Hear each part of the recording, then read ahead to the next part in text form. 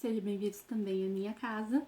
Hoje estamos aqui para mais uma aula do meu 7º ano. Sou a professora Daiana, professora de História. Você que não é meu aluno, se liga aqui que tem vários vídeos de História falando sobre os conteúdos que nós estamos vendo na escola por conta do recesso, por conta da quarentena, todo mundo em casa quietinho. Então nós estamos dando prosseguimento ao conteúdo. E você que é meu aluno, hoje nós vamos falar sobre o tema 3 da nossa unidade 2, que trata a respeito da Reforma Protestante. Então, como vocês sabem, a Igreja Católica, durante a Idade Média, era uma instituição muito poderosa. Com o fim do sistema feudal, com a crise do feudalismo, fim da Idade Média, início da Idade Moderna, nós vimos que a Igreja começou a perder espaço na sociedade, começou a perder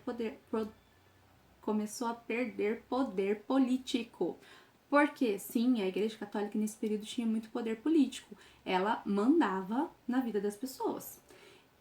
Com o fortalecimento do poder real, formação dos Estados modernos, lembra lá, né, o conteúdo que nós vimos na outra unidade, os Estados nacionais modernos vão se formar. Portugal, França, Espanha, Inglaterra, esses Estados nacionais eles se formam. A figura do rei volta a ser a principal centralizadora do poder, então o poder volta novamente a se centralizar nas mãos do rei.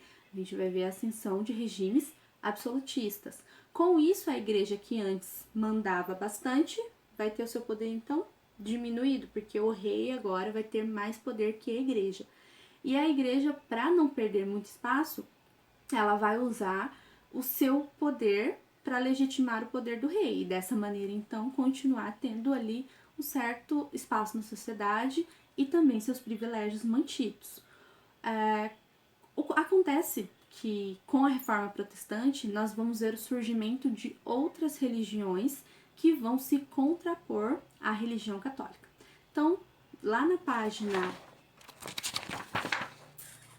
297, lá na página 296, 297, para quem está com o livro, né, os meus alunos do Colégio São Francisco, observa essa linha do tempo aqui, onde mostra, né, desde o surgimento do cristianismo, depois passando pela grande cisma do Oriente, que é quando ocorre aquela divisão da igreja cristã entre os católicos e os ortodoxos. Então a gente já tem aquela primeira divisão, mas ainda, né, permanecendo nessa linha mais próxima ao cristianismo do início, né, do surgimento. E com a revolta do Martinho Lutero em 1517, nós vamos ter o surgimento de religiões protestantes. Então nós vamos ter 3 linhas agora, né? Os ortodoxos, os católicos e os protestantes. Com a revolta protestante, com o movimento, né, desses revoltas protestantes, nós vamos ter o surgimento principalmente dessas 3 religiões. Houveram outras que vão surgir depois também, mas vamos ter o surgimento do luteranismo em 1530 na Alemanha, do anglicanismo em 1564 na Inglaterra e do calvinismo em 1536 na Suíça. Todo esse movimento ele se inicia com o Martinho Lutero. O Martinho Lutero ele era um monge católico, mas ele não concordava com algumas coisas que estavam acontecendo dentro da sua igreja, não o prédio, a instituição. Então, a instituição religiosa estava deixando o Martinho Lutero descontente. Ele discordava de algumas coisas que ocorriam, principalmente a venda de indulgências. As indulgências, para quem não sabe, são os perdões. Então, a Igreja Católica, ela vendia um papel te perdoando. Você errava, pecava, né, fazia coisas que a Igreja Católica considera que não são certas de serem feitas, né, os pecados, cometia esse pecado, mas se pagasse ali um dinheirinho, né, ganhava um certificado de que seus pecados estavam perdoados. O Martinho Lutero, ele não aceitava essa venda de indulgências, porque para ele somente a fé seria capaz de redimir os pecados, somente as boas ações e a fé, não a compra de um papel. Outras coisas que ele questionava, que ele não concordava com a igreja, né, além da venda de indulgências, o luxo em que o alto clero vivia, esse distanciamento da palavra, da Bíblia, o uso também, ele também defendia o uso tanto da Bíblia, da escrita, quanto das missas, de que fossem feitas nas línguas nacionais, então no alemão, né? As missas elas eram feitas em latim, a Bíblia também estava em latim, e o Martinho queria que isso fosse traduzido para o alemão, para a língua local, para que a população pudesse ter mais entendimento da palavra. Outro ponto importante que nós precisamos lembrar é que a Igreja Católica ela condenava o lucro e a usura. Então, os juros que fossem feitos, que rendessem através de empréstimos e tal. Então, nós sabemos que a burguesia ela se fortaleceu no final da Idade Moderna para o início da Idade Média. Ou ao contrário, no final da Idade Média para o início da Idade Moderna. Então, a burguesia queria cada vez mais lucro, né? Queria cada vez mais usura. E uma religião, lembra que a gente, né, estudou isso, a religião ela era oficial, todo reino tinha que seguir aquela mesma religião. Então, ter uma religião que era contrária aos seus propósitos, para a burguesia não era legal. Então, eles vão apoiar também as reformas protestantes, principalmente a reforma calvinista. Nós já vamos ver por quê. Como eu disse, a reforma protestante ela vai se iniciar com o movimento do Martinho Lutero se posicionando contrário à vinda de indulgências. Então, na região da Saxônia, atual Alemanha, em 1517, o Martinho Lutero fica sabendo que o Papa Leão X autorizou a venda de indulgências como uma maneira de arrecadar dinheiro para a reconstrução da Basílica de São Pedro em Roma. E isso acaba incomodando ele, e ele então escreve 95 teses questionando, em cada ponto dessas 95 teses, algumas ações da Igreja Católica, focadas principalmente nessa questão da remissão dos pecados. Porque, como eu disse antes, para o Martinho Lutero, os pecados só poderiam ser perdoados através da fé e não da compra de um documento. Eu peguei eu peguei todas as 95 teses aqui na internet. Qualquer local que você pesquisar, digita no Google aí, se você tiver curiosidade, 95 teses de Lutero, vão aparecer todas. Obviamente eu não vou ler todas, mas eu vou ler algumas para vocês. Olha lá. A 36. Qualquer cristão verdadeiramente arrependido tem direito à remissão pela pena pela pena e culpa, mesmo sem carta de indulgência. 37. Qualquer cristão verdadeiro, seja vivo, seja morto, tem participação em todos os bens de Cristo da Igreja por dádiva de Deus, mesmo sem carta de indulgência. Então, ele era contrário a vários pontos da Igreja Católica e ele vai colocar nessas 95 teses. De acordo com o que se fala da época, é que essas 95 teses o Martinho Lutero fixou na porta de uma igreja na Alemanha, a igreja de Wittenberg, deixando público que ele queria uma reforma na igreja. Então, quando a gente fala desse movimento reformista, não é que ele queria de cara já se separar da igreja e fundar uma nova religião. Ele buscava, sim, que as coisas que estavam erradas na visão dele dentro da igreja fossem reformadas, fossem melhoradas, para que a religião se aproximasse cada vez mais das palavras sagradas da Bíblia. E o Martinho, como eu disse, ele defendia a livre interpretação da Bíblia. Então, ele defendia que essa Bíblia ela fosse traduzida para as línguas locais e também que as missas, os cultos fossem realizados nas línguas locais, justamente porque, na visão dele, a interpretação da palavra sagrada ela não deveria depender de um interlocutor, no caso, o padre, né, os membros da igreja. E como essas 95 teses foram todas questionadas pela Igreja Católica, ponto por ponto, nada foi aceito e nada foi declarado de que a Igreja seria capaz de mudar ou de melhorar, o Martinho Lutero acabou sendo acusado pela Igreja Católica de estar sendo contrário, de ser contrário às ordens da Igreja. Então, isso acaba levando ao rompimento do Martinho com a Igreja Católica. Ele é excomungado. Então, a partir dessa excomunhão é que aí sim é fundada a sua nova religião, a religião luterana. Dentro dessa religião, ele vai excluir todos os sacramentos, exceto o batismo e a comunhão. Ele vai excluir também o celibato, por exemplo, tanto que ele mesmo foi casado.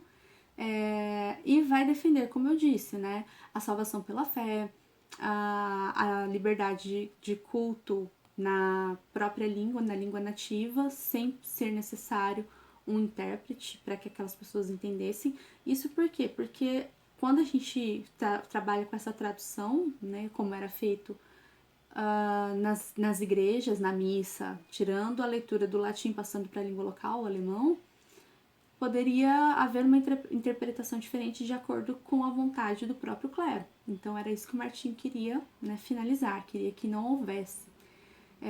Então, a partir disso, a partir desse rompimento, surge essa nova religião luterana, que vai inspirar, então, o surgimento de outras religiões, que a gente viu lá no começo. A religião calvinista, a reforma calvinista, e também a reforma anglicana. O calvinismo ele vai surgir, então, com João Calvino, que, apesar de ser francês, fez essa reforma na Suíça.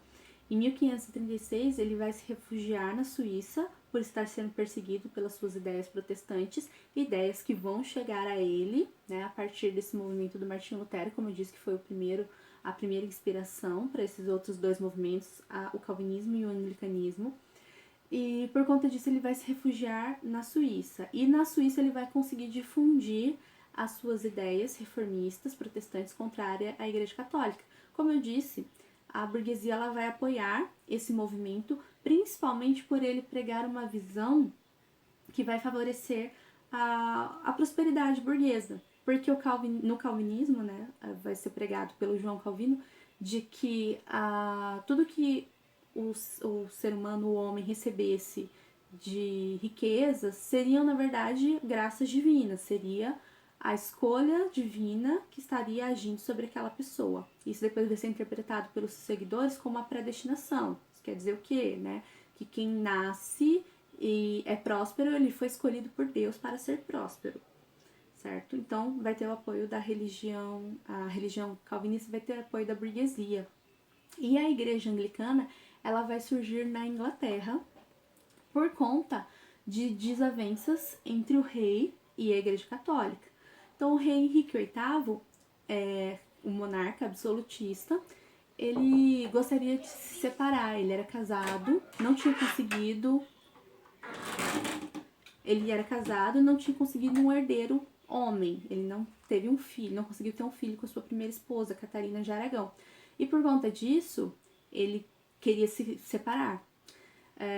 A separação, o divórcio não era aceito pela Igreja Católica. E aí ele usou esse pretexto da separação como um motivo para romper com a Igreja Católica. Então ele rompe com a Igreja Católica e funda sua nova religião, a religião anglicana. É importante a gente lembrar também que não é só esse fator que vai levar a esse rompimento. Na verdade, ele também queria diminuir o poder da Igreja Católica dentro do seu reino. A partir de então, com o surgimento do anglicanismo, o rei ele passa a ser o chefe de Estado e o chefe religioso. Então, ele passa a concentrar ali duplas funções. Isso vai concentrar ainda mais poderes em suas mãos. É um monarca absolutista, como eu disse. E a partir daí, então, a igreja anglicana vira a religião oficial, né, da Inglaterra. E esse país também vai passar por essa reforma religiosa. A Igreja Católica vai ter seus bens confiscados, suas terras. Muitos católicos, muitos membros da Igreja Católica na Inglaterra vão ser assassinados, vão ser perseguidos, vão fugir por conta dessa reforma religiosa, certo? E aqui na página 296 eu pedi para vocês lerem até o final, até a página 296, os meus alunos do Colégio São Francisco. No comecinho da página 296, tem uma tabela comparando as doutrinas, né? A doutrina luterana, calvinista e também o anglicanismo. Então, para vocês verem ali quais são as diferenças entre elas, né? Luteranismo defendeu a livre interpretação da Bíblia, a salvação pela fé, simplificou a liturgia da missa e manteve apenas 2 sacramentos, o batismo e a Eucaristia, rejeitou a hierarquia eclesiástica e aboliu o celibato, substituiu o latim pela língua nacional, negou o culto aos santos e às imagens. Calvinismo defendeu a livre interpretação da Bíblia e a salvação pela predestinação. Simplificou a liturgia da missa e manteve apenas 2 sacramentos, o batismo e a Eucaristia. Rejeitou a hierarquia eclesiástica e aboliu o celibato. Substituiu o latim pela língua nacional. Negou o culto a santo e às imagens. Pregou uma rígida disciplina moral e religiosa e a adoção de um modo de vida simples e austero. Anglicanismo. Defendeu a livre interpretação da Bíblia e a salvação pela predestinação. Sintetizou princípios católicos e calvinistas. Manteve os ritos católicos e apenas 2 sacramentos, o batismo e a Eucaristia. Tornou o rei a autoridade máxima da igreja na Inglaterra. Manteve a hierarquia eclesiástica e aboliu o celibato. Substituiu a língua latina pela língua inglesa. Condenou o culto aos santos e às relíquias.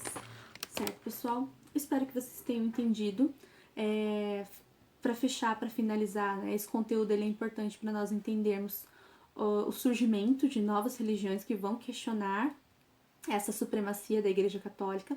No próximo capítulo, nós vamos ver a resposta da Igreja Católica, que com certeza, né, ela não ficaria calada, vendo o seu poder diminuir cada vez mais com o surgimento de novas religiões que iam ter apoio de grande parte da população, a população burguesa, e como no caso da Inglaterra, né, um país inteiro sendo obrigado a seguir outra religião. Então a Igreja Católica ela vai lançar uma série de medidas para conseguir conter o avanço da Reforma Protestante e manter ali o seu poder sobre a população, certo? Espero que tenha ficado claro, espero que vocês tenham entendido. Qualquer dúvida, me chama no WhatsApp, me chama no Google Class. Quem não é o meu aluno, se quiser deixar um comentário aqui, tirando qualquer dúvida, ok? Estamos aqui para ajudar vocês. E é isso aí. Quem gostou, compartilhe esse vídeo com mais pessoas. Muitos alunos estão nas mesmas condições que vocês hoje, sem aula. Então, com certeza pode ajudar alguém. Tchau, tchau, gente. Até a próxima.